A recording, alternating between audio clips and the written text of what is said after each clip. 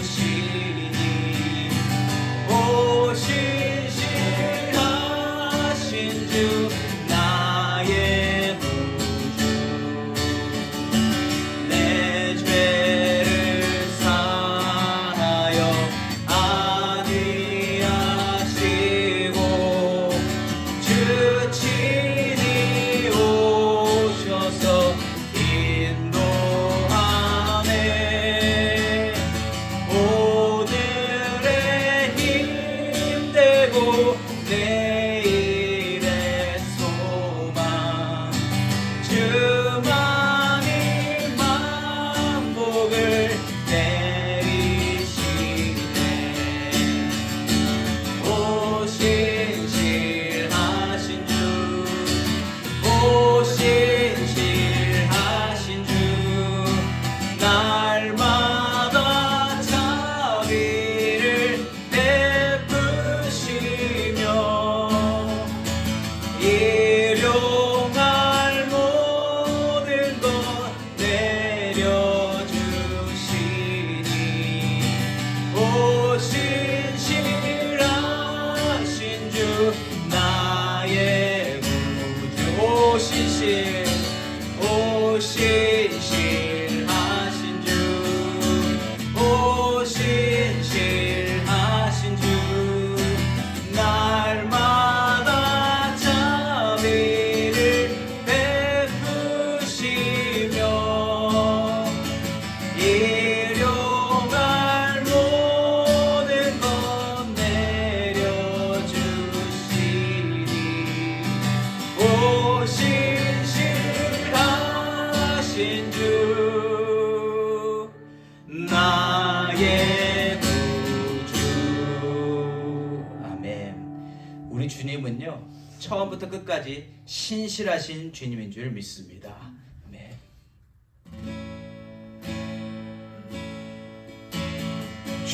주님 보좌 앞에 나아가 참된 안식과 기쁨 나누리겠네 경배하며 주의 얼굴 구할 때 신실하신 주님 찬양해 주님 보좌 앞에 주님 보좌 앞에 나아가 참된 안식과 기쁨 나누리겠네 경배하며 주의 얼굴 구할 때 신실하신 주님 찬양해 신실하신 하나님 신실하신 주 나의 주 하나님은 신실하신 주님 기도 들으시는 하나님 기도 들으시는 하나님 폭풍 속에 내 등불 내 노래시나 주의 날개 아래서 내 맘 쉬리니 신실하신 주님 찬양해 신실하신 하나님 신실하신 주 나의 주 하나님은 신실하신 주님 신실하신 하나님 신실하신 주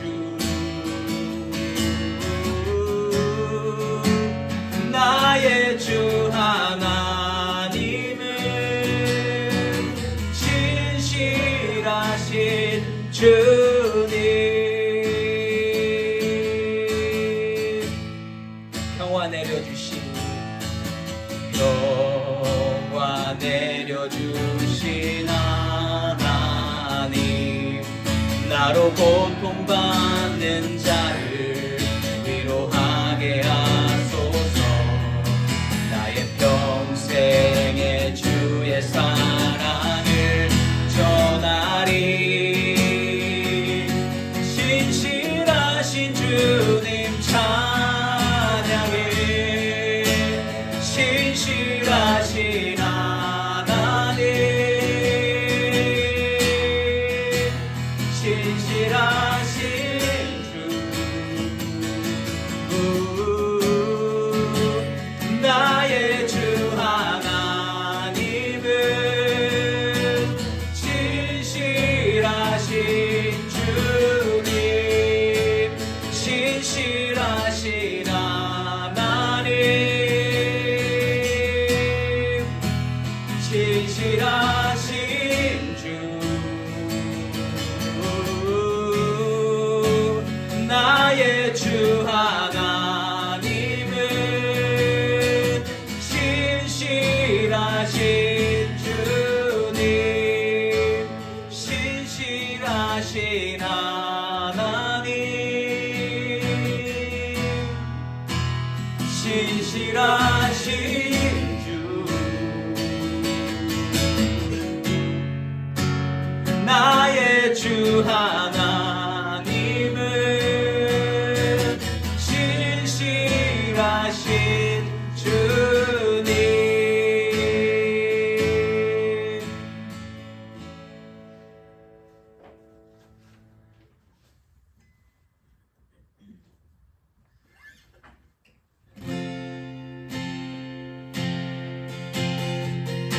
우리의 주님은 신실하시고 완전하신 분입니다. 그 완전하신 주님을 이 시간 예배하는 마음으로 찬양합니다. 완전하신 나의 주 그의 길로 날 인도하소서 행하신 모든 일 주님의 영광 하경배합니다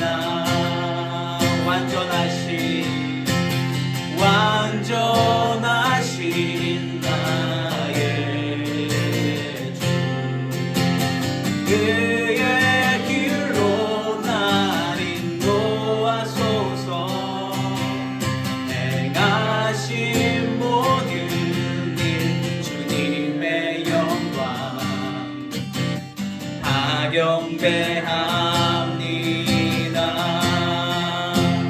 예배합니다 찬양합니다 주님만 날 다스리소서 예배합니다 찬양합니다 주님 홀로 높임 받으소서 완전하신 나의 주 완전하신 나의 주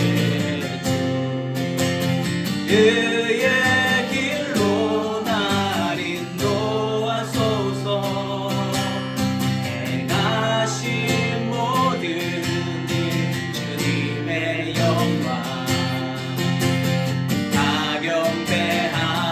하경배합니다 완전하신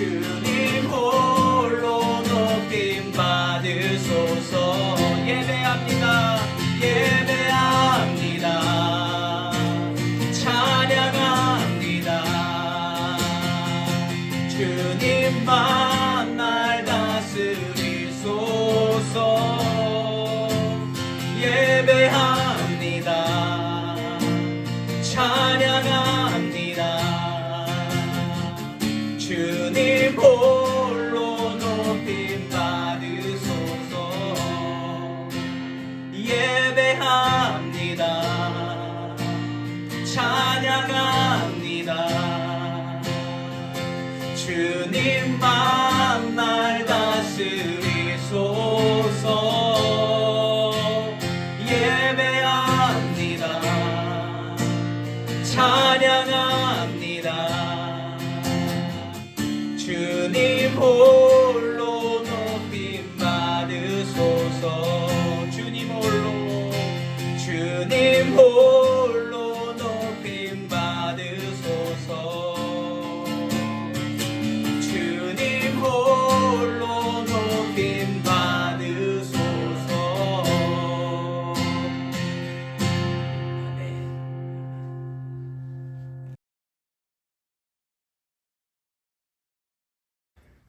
하나님 아버지, 오늘도 하나님께서 허락하신 예배 자리에 하나님의 말씀으로 함께합니다. 주께서 주시는 말씀 마음속에 온전히 담으며 또 하나님께서 주시는 말씀을 붙잡고 살아가는 우리의 인생이 되게 하여 주시옵소서. 이 시간 하나님의 임재가, 하나님의 은혜가 충만할 줄 믿사오며 예수님의 이름으로 기도합니다. 아멘.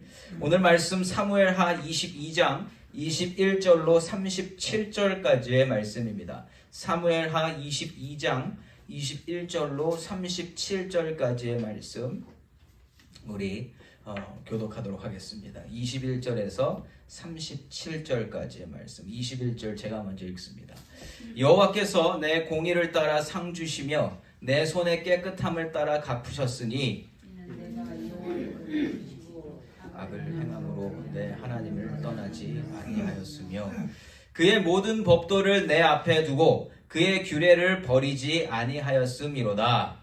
내가 또 그의 앞에 완전하여 스스로 지켜 죄악을 피하였나니 그러므로 여호와께서 내 의대로 그의 눈앞에서 내 깨끗한 대로 내게 갚으셨도다. 잔인한 자에게는 주의 잔인하심을 보이시며 완전한 자에게는 주의 완전하심을 보이시며 깨끗한 자에게는 주의 깨끗하심을 보이시며 사악한 자에게는 주의 거스르심을 보이시리다.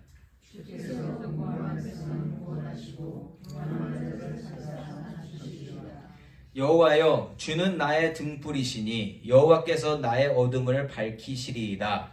내가 주를 의지하고 직진으로 달리며 내 하나님을 의지하고 성도를 뛰어넘나이다.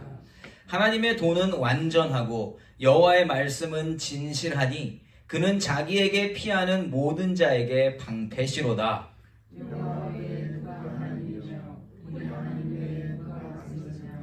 하나님은 나의 견고한 요새시며 나를 안전한 곳으로 인도하시며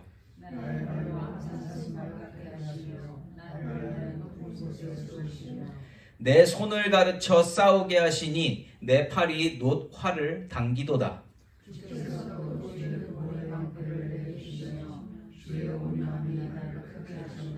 함께 읽습니다. 내 걸음을 넓게 하셨고 내 발이 미끄러지지 아니하게 하셨나이다. 아멘.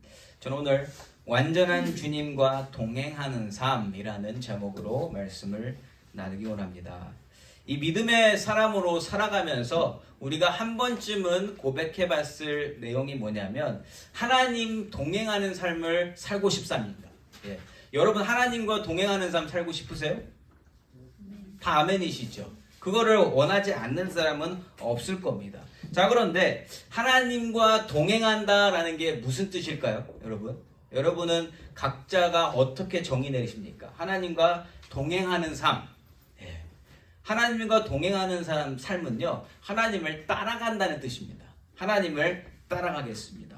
그런데 이것이 우리가 그렇게 알고 있음에도 불구하고 속마음으로는 착각하는 게 있어요. 뭐냐면 말은 하나님과 동행한다고 하면서 실상은 하나님이 나를 따라와 주시기를 바란다라는 거죠.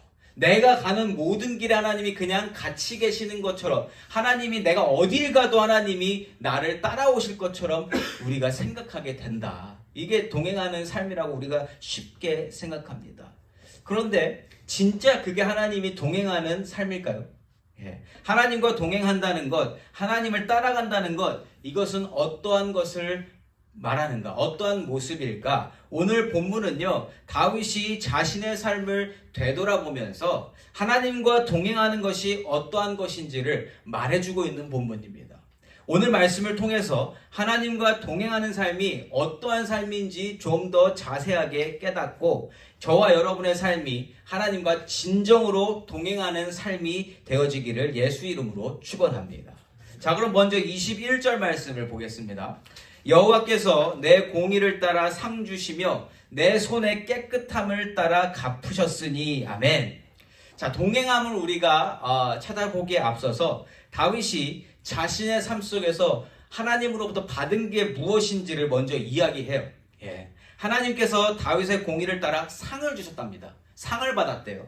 그리고 깨끗함을 따라 갚아주셨다라고 증거하고 있습니다. 자, 그런데 인간은요, 어쩔 수 없이 자기 중심적으로 사고할 수밖에 없어요. 그래서 주는 것보다 받는 것을 원하는 게 보통입니다. 그렇죠?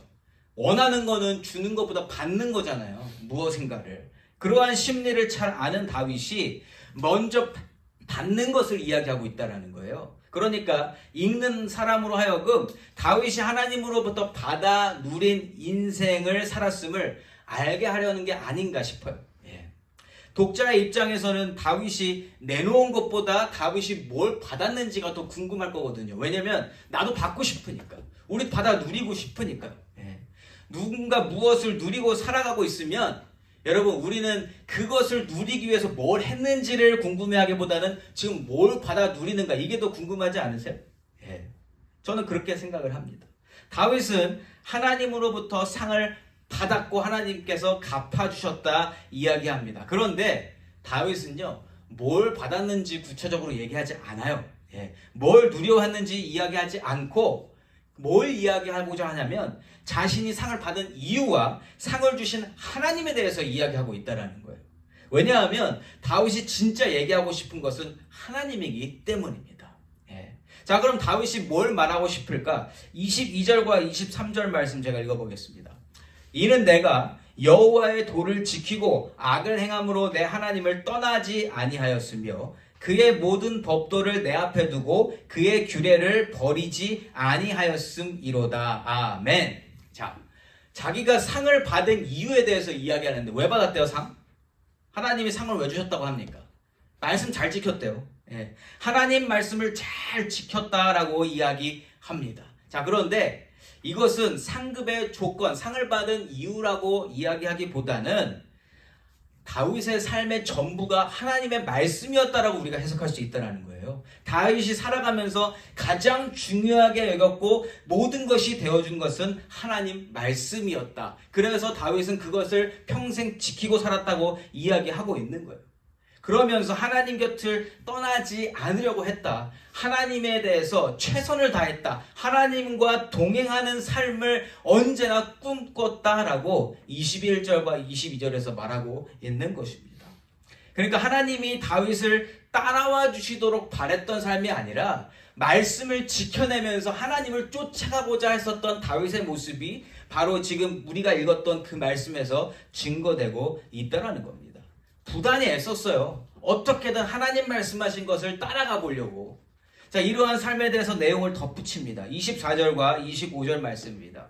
내가 또 그의 앞에 완전하여 스스로 지켜 죄악을 피하였나니 그러므로 여호와께서 내 의대로 그의 눈앞에서 내 깨끗한 대로 내게 갚으셨도다. 아멘.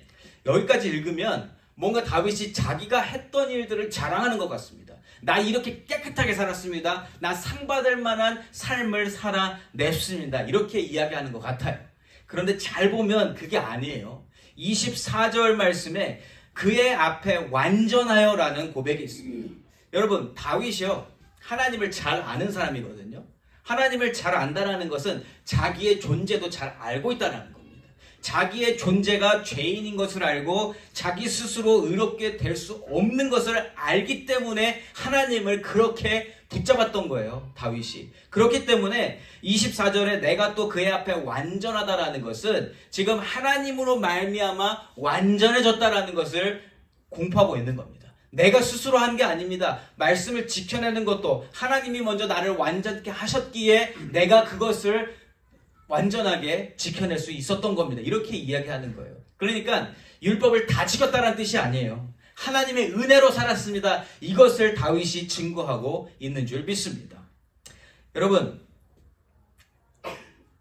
그래서 지금 자신의 의를 내비치는 것 같지만 그게 아니라 자신을 의롭게 하신 하나님을 드러내면서 상을 받는 나를 표현하고자 하는 것이 아니라 그 상을 주시는 하나님께로 이 독자의 시선을 옮겨가게 하고 있다는 거예요.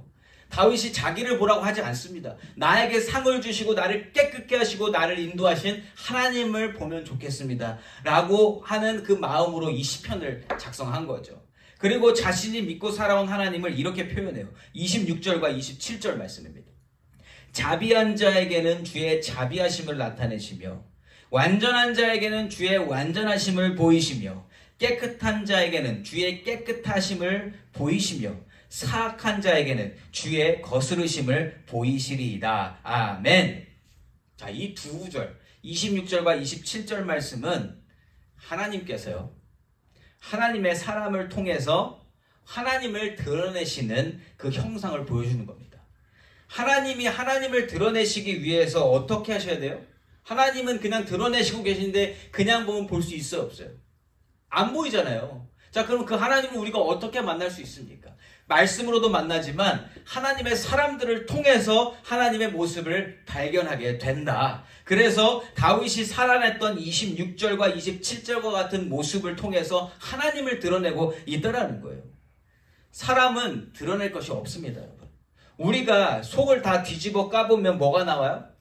그냥 죄만 있어요.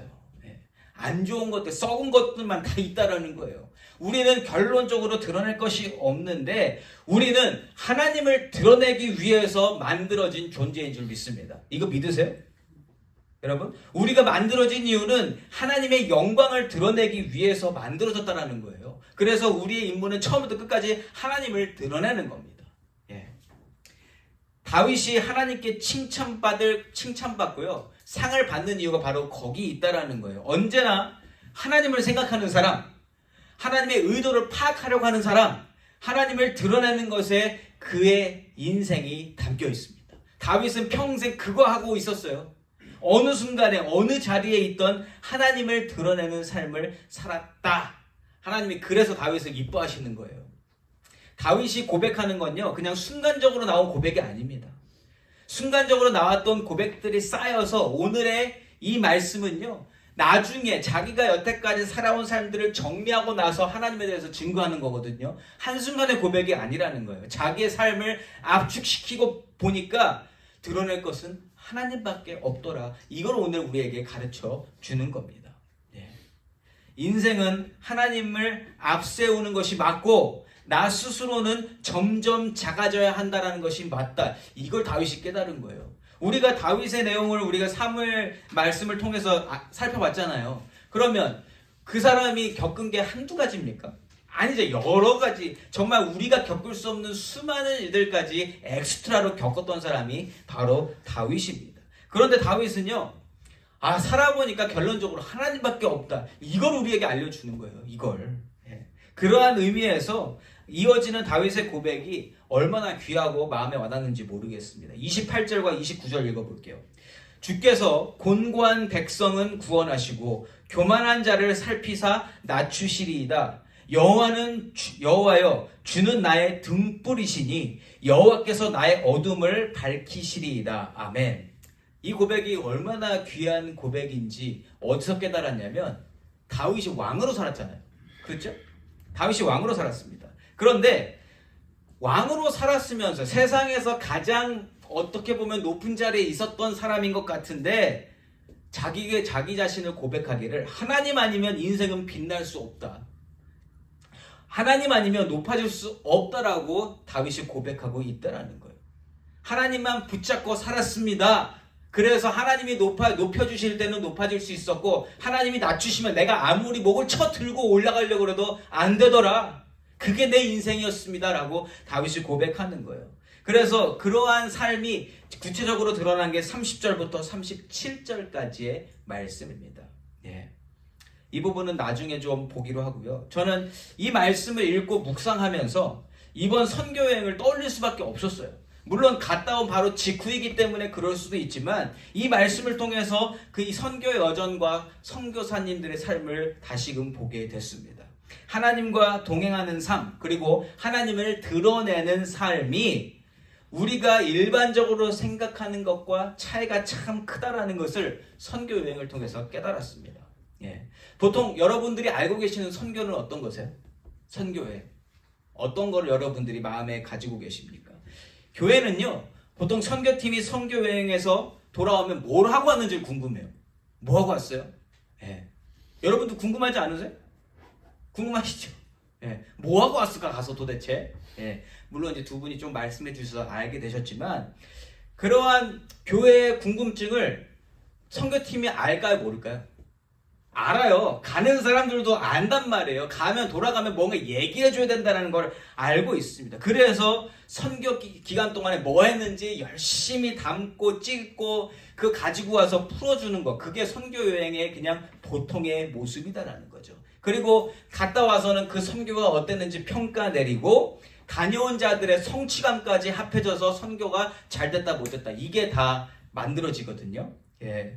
자, 그런데요, 모든 사역과 더불어 선교 사역도, 선교 사역에서 가장 중요한 것이 뭘까요, 여러분? 가장 중요한 게 뭐라고 생각하세요?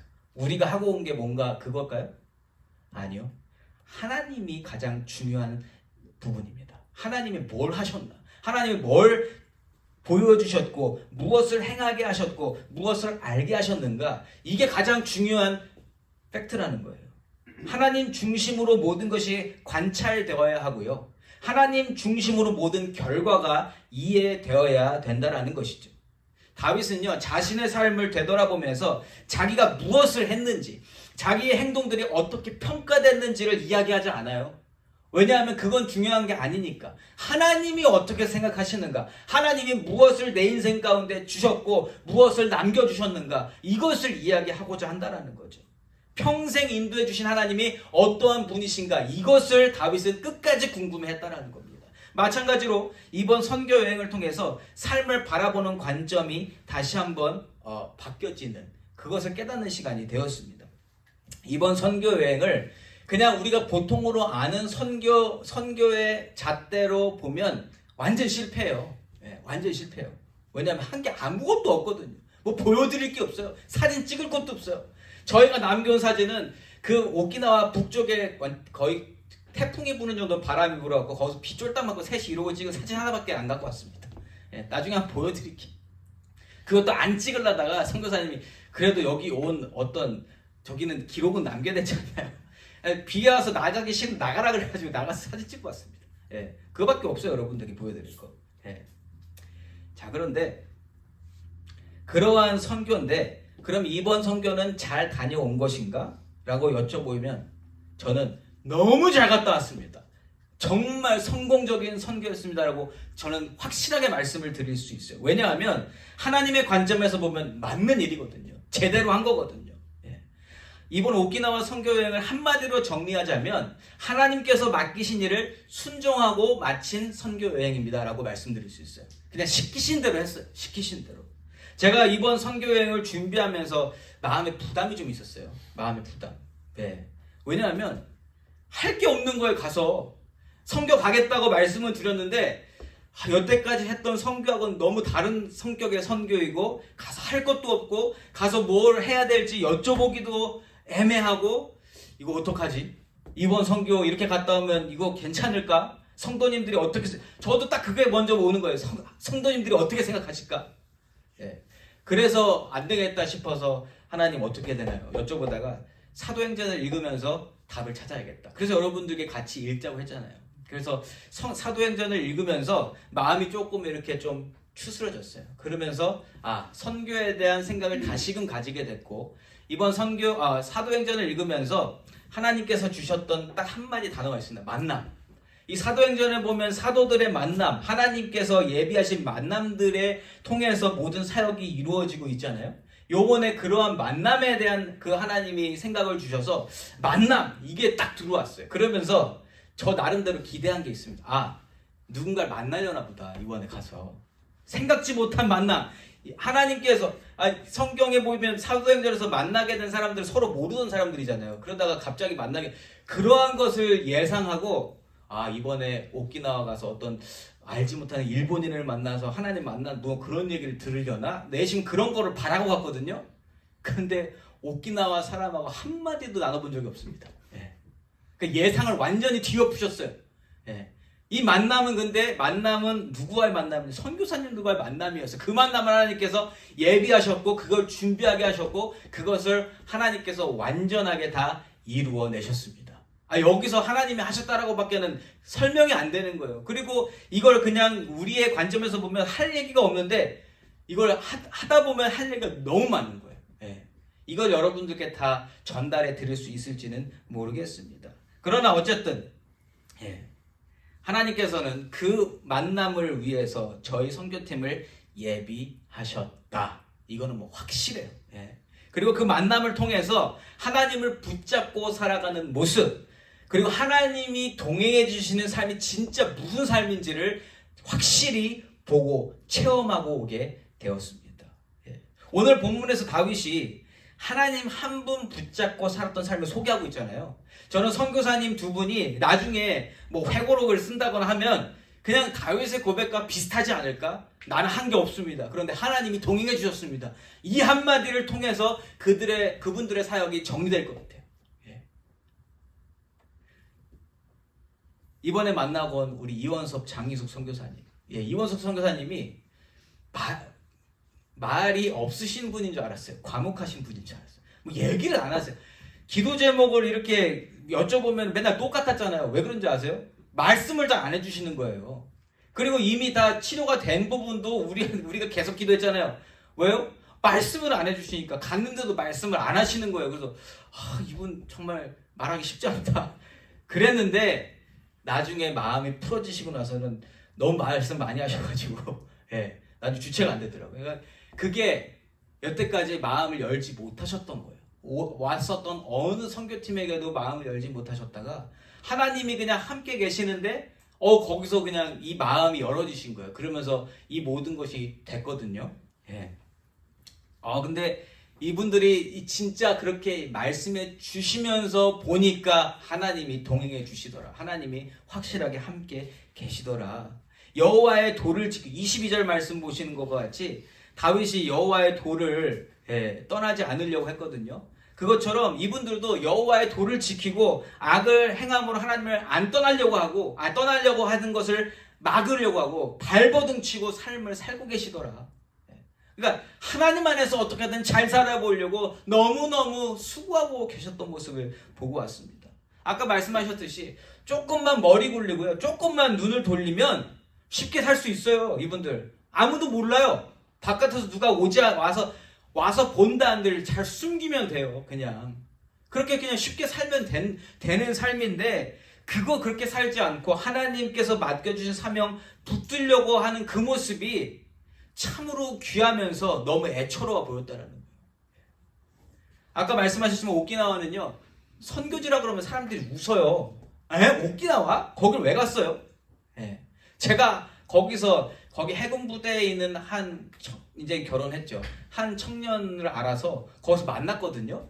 근데 제가 처음 이제 오키나와를 가니까 한번 보자 그랬는데 제가 놀러 온 줄 아는 거예요. 당연히 놀러 온 줄 아는, 선교회를 안 했는데 저는 당연히 선교를 받아들일 줄 알았는데 놀러 온 줄 알고 여기 왜 오셨어요? 그래서 여기 선교로 오세요? 그래서 설명을 해줬거든요.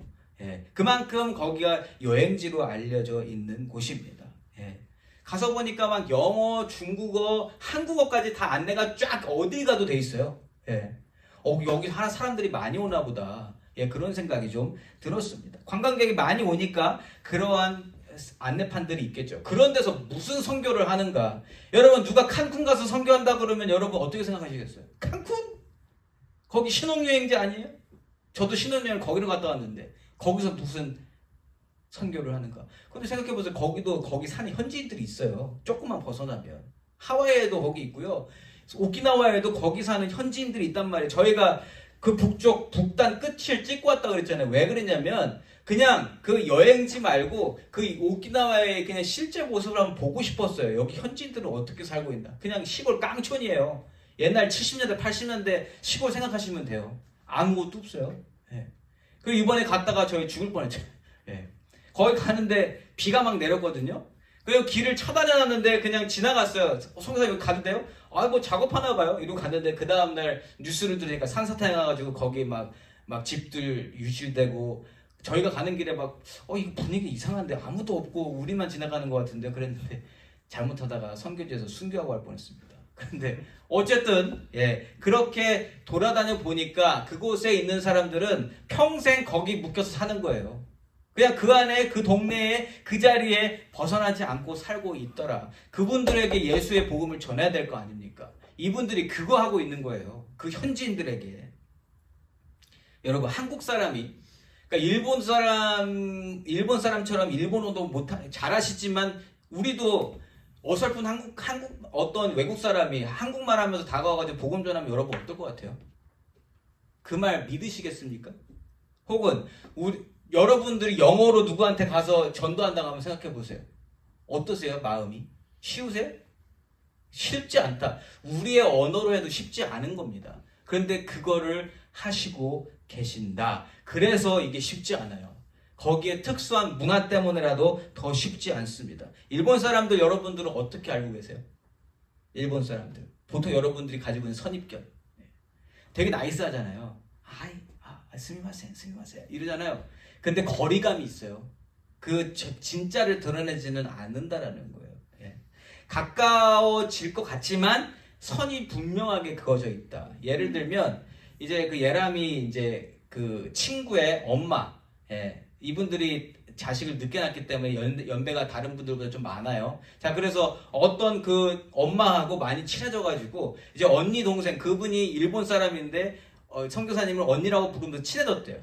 친해져서 이제 몇 년간의 이 관계가 만들어진 거죠. 그래서 때가 된 것 같아서 복음을 딱 전했습니다. 그때 딱 이게 나오는 거예요. 커튼을 쫙 치면서 스미마센.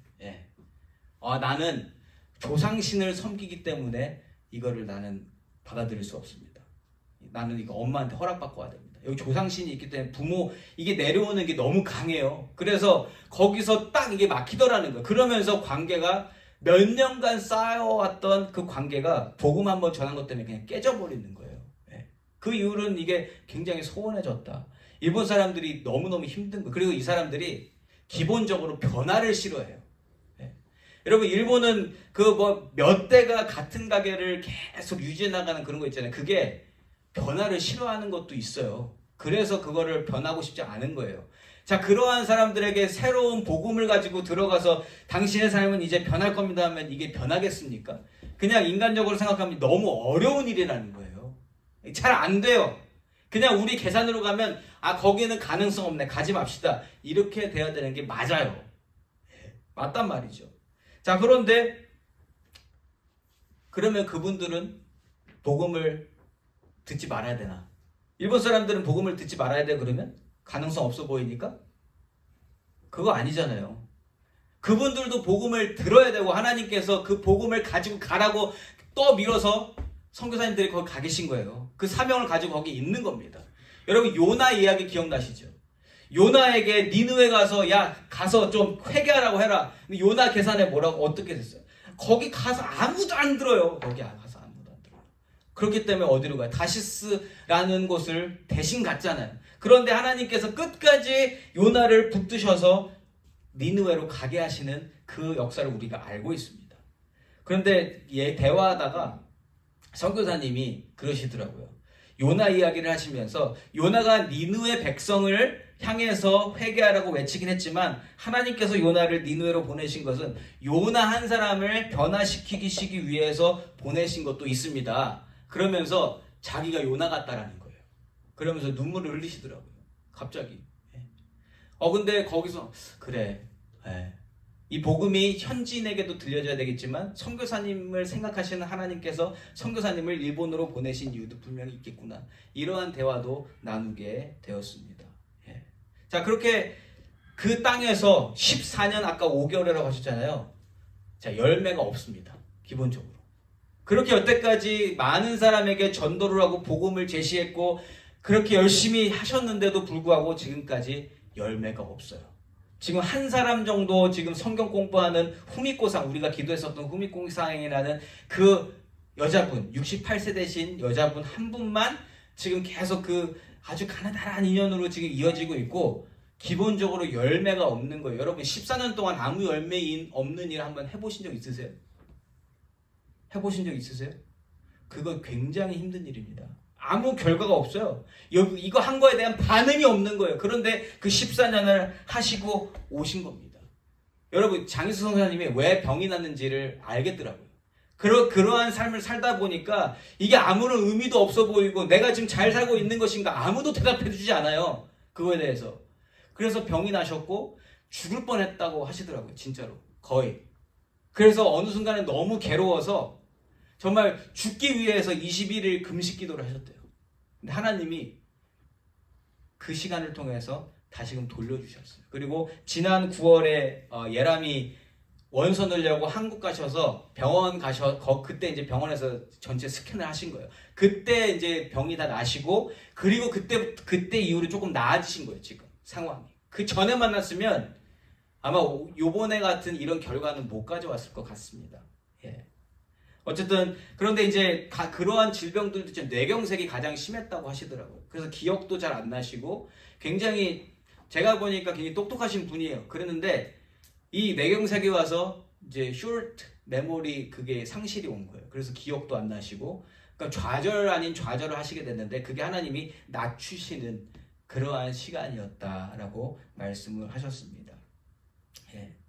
자, 그래서 그러한 것들을 우리가 대충은 알고 있었습니다. 그래서 선교팀이 가기 전부터 마음을 모은 게 뭐였냐면 가서 선교사님들께 우리가 질문을 하지 말죠. 뭐 하셨는지 보여달라고 하지 말고 그냥 보자고 하면 보고 그냥 이렇게 좀 거리를 두시면 그냥 거리 두고 오죠. 그렇지만 우리가 선교하는 곳이니까 그래도 보고는 와야 되니까 우리가 처음이자 마지막이라 할지라도 가서 한번 보고 오되 우리가 프레셔는 들이지 말고 오죠 라고 3명이서 그렇게 마음을 모았거든요. 예. 자, 그런데 하나님이 그냥 딱 그렇게만 하셨어요. 물어보지도 않았습니다. 얘기를 안 했어요. 왜냐면 그 꺼내면 뭐라고 설명을 해주셔야 되니까. 이분들은 거기에 준비가 된 분들이에요. 누가 와서 물어보면 이걸 얘기해줘야 되는데 저희가 안 물어보니까 이분들도 당황을 하신 거예요. 그래서 뭐 할 얘기가 없으신 것처럼 처음에는 그렇게 계셨다. 그런데 그냥 들어드리는 거. 예. 들어드리는 그 사역을 하고 왔는데 하나님이 그냥 그 마음을 여셔서 그냥 하나님이 모든 걸 다 하시더라. 그냥 저희가 한 게 아무것도 없어요. 그냥 하나님이 중간에 계시고 그 통로를 열어주시니까 마음과 마음을 만나게 하시니까 모든 것이 다 쏟아져 나오는데 거기서 위로와 회복이 경험되어지게 되셨다는 거죠. 예. 제가 말씀드리라는 것은 오늘 다윗이 고백하고 있는 것이 선교사님들의 고백과 비슷하다는 거예요. 하나님밖에는 자랑할 게 없고 하나님밖에 이야기할 게 없는 겁니다. 그저 하나님 한 분 바라는 삶을 살아가면서 앞으로의 모든 일도 계획이 없으세요. 이분들이 노후의 대책을 어떻게 하시냐 보통 그런 거 물어보지 않으세요? 이제 60세시니까 얼마 안 남았단 말이에요. 그런데 거기에 대한 준비가 없으신데 그게 바보 같아서 안 하시는 게 아니라 아니 하나님만 믿고 가겠습니다 이거예요. 이거란 말이에요. 근데 이게 여러분 어떠한 기준으로 보느냐에 따라서 잘못 보일 수 있고 잘 보일 수 있습니다. 저는 하나님이 그 마음을 그 삶을 받으시는 줄 믿습니다. 여러분들도 노후 대책 하고 계시지 않으세요? 노후 대책 열심히 했는데 여러분 내가 70세에 은퇴를 하고 이제 그 이후에부터 살아야 되니까 노후 대책을 다 만들어놨어요. 70세 이후에. 근데 여러분 69세에 죽으면 어떻게 하실래요? 그 대책한 거 그 무슨 소용이 있습니까? 아무 소용 없잖아요. 그렇죠? 하나님만 바라는 삶 이거 쉽지 않다. 예. 여러분 이분들이 생각하는 거 뭘 했는지 어떤 좋은 결과를 냈는지 집중하지 않으시더라고요. 예. 물론 원해요. 옆에 사람들 다 그러고 있으니까. 그러나 거기서 고군분투하시면서 어떻게든 이 마음을 지켜내시려고 하고 계시고 그리고 계속적으로 기도하면서 돌아오는 것은 어디냐? 하나님이 처음 주셨던 사명이 무엇인가? 거기로 되돌아오셔서 그것 붙잡고 가시는 삶을 사시더라. 매일매일 하나님의 인도하심 따라 사는 것에 삶을 다 집중하시더라. 예. 여러분 14년 동안 아무 열매가 없었지만 오실 수 있었던 유일한 이유는 하나예요. 하나님이 동행해 주셨기 때문인 줄 믿습니다.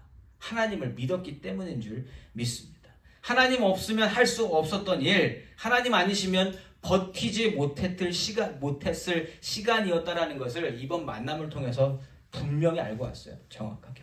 네. 선교사님들을 뵙고 나서 생각난 성경 인물이 누구였냐면 엘리야였습니다. 엘리야가요, 굉장한 영적 싸움을 싸우고 나서 한 방에 무너진 거 다 아실 거예요. 예. 바알 선지자들 다 물리치고 나서 이세벨 한마디에 완전히 무너져서 나 죽어도 되겠습니다. 하나님 나 걷어가세요. 이러고 로뎀나무 밑에서 쉬고 있었습니다. 그때 하나님이 천사를 보내셔서 숯불로 구운 빵과 물을 공급해 주시면서 너 아직 할 일이 남았다.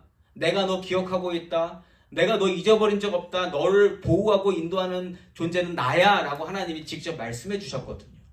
저는 이번에 저희 선교팀이 감당한 역할은 하나님이 보내신 천사였어요. 그렇다고 저희가 천사라는 거 아닙니다. 하나님이 그냥 저희들을 존재 자체로 그냥 그 자리에 있게 하시고 하나님이 함께 계심을 알게 하셨고 저희가 선교사님들한테 말씀드릴 수 있었던 건 딱 한 가지였어요. 그냥 하나님이 보내셨습니다. 저희도 하나님이 뭐 하라고 하는지 잘 모르겠지만 하나님이 이 자리에 있으라고 해서 있는 겁니다. 그런데 이걸 하나님이 다 하시더라. 인간적으로 한 건 아무것도 없지만 그 영혼을 만지시고 영혼을 소생시키는 일을 하나님이 다 하셨습니다. 영광 받으실 분은 하나님 한 분이세요. 그래서 이번 선교는 그래서 성공적이었다. 여러분 너무너무 기쁘게 돌아왔습니다. 어떻게 보면 이게 선교 보고인데 오늘 말씀을 읽으면서 다윗의 삶이 선교사님들의 삶과 너무너무 닮아 있었다라는 것이죠. 예.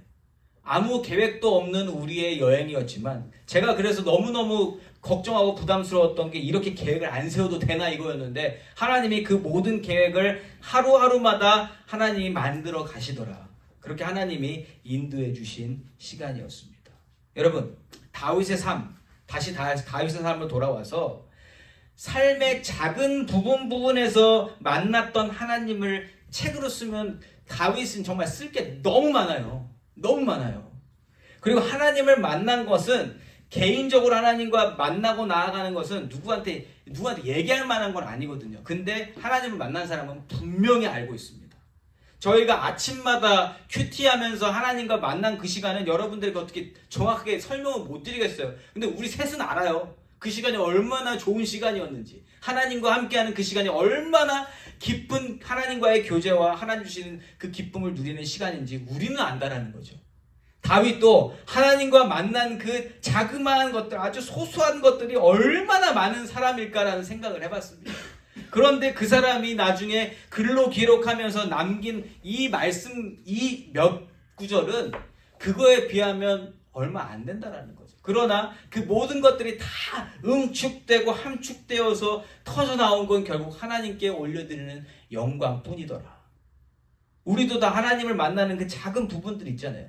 제가 원하는 교회가 바로 그런 거라니까요. 그 부분들을 주일마다 만나서 이야기 나누는 거. 이번 주에 이러한 일이 있었는데 하나님이 이렇게 역사하셨어요. 하나님이 이렇게 나를 만나주시고 나를 위로해주시고 나를 인도하시고 나를 못 가게 하시고 나를 이렇게 혼내주시고 그러한 부분을 나누는 것, 그게 하나님과 동행하는 삶이거든요. 내가 아무데나 가고 하나님 따라오시는 게 아니라 그 모든 이야기를 다윗이 다 할 수는 없습니다. 그러나 다윗이 결국 하고 싶은 말은 하나님의 완전하신 계획 가운데 살면서 하나님의 동행하심을 경험한 자로서 하나님은 이렇게 좋으신 분입니다라는 것을 드러내려고 합니다. 그게 바로 30절부터 37절까지의 말씀인데 제가 여러분들에게 이 30절부터 37절까지의 말씀을 읽어드릴 거예요. 눈을 감고 한번 그 장면을 생각해 보세요. 다윗이 고백하는 하나님이 어떠한 분이니까. 제가 30절부터 37절까지의 말씀을 천천히 읽어드리겠습니다. 한번 묵상해 보시기 바랍니다. 내가 주를 의뢰하고 적진으로 달리며 내 하나님을 의지하고 성벽을 뛰어넘나이다. 하나님의 도는 완전하고 여호와의 말씀은 진실하니 그는 자기에게 피하는 모든 자에게 방패시로다. 여호와 외에 누가 하나님이며 우리 하나님 외에 누가 반석이냐? 하나님은 나의 견고한 요새시며 나를 안전한 곳으로 인도하시며 나의 발로 암사슴 발 같게 하시며 나를 나의 높은 곳에 세우시며 내 손을 가르쳐 싸우게 하시니 내 팔이 놋 활을 당기도다. 주께서 또 주의 구원의 방패를 내게 주시며 주의 온유함이 나를 크게 하셨나이다. 내 걸음을 넓게 하셨고 내 발이 미끄러지지 아니하게 하셨나이다. 아멘. 아멘. 여러분, 하나님과 동행한다는 것은요, 우리가 말로 하는 것처럼 쉬운 일이 아닙니다. 그리고 내 의지대로 할 수 있는 일도 아닙니다. 그렇게 살고 싶지만 하나님이 해 주셔야 그것이 가능한 일이라는 거예요. 그것을 하고 싶지만 내가 하나님 말씀을 따르지 않으면 절대로 할 수 없는 일이 하나님과 동행하는 일입니다. 하나님과 동행한다는 것은 완전하신 하나님이심을 우선 믿어야지 할 수 있는 일이고요. 완전하신 하나님이 이끌어 가시는 삶 속에서 잘 버텨야 할 수 있는 일이라는 거예요. 버텨내야 되는 일이 하나님과 동행하는 일입니다. 죽을 것 같은 상황에서도 하나님을 붙드는 것이 하나님과 동행하는 삶인 줄 믿습니다. 그리고 한순간 하나님과 함께 있었다고 동행하는 게 아니에요. 계속 하나님과 같이 가야 되는, 그걸 다 버티고 이겨내서 하나님 계시는 곳에 나가 따라가는 것. 그래서 인생 전체를 돌아보았을 때, 아, 하나님께서 나와 이렇게 함께 해주셨구나. 내가 잘못 간 길을 가고 있을 때 나에게 문제들을 주셔서 하나님께로 돌아올 수 있도록 하신 분이 하나님이시구나. 그것을 고백할 수 있는 삶이 하나님과 동행하는 삶인 줄 믿습니다.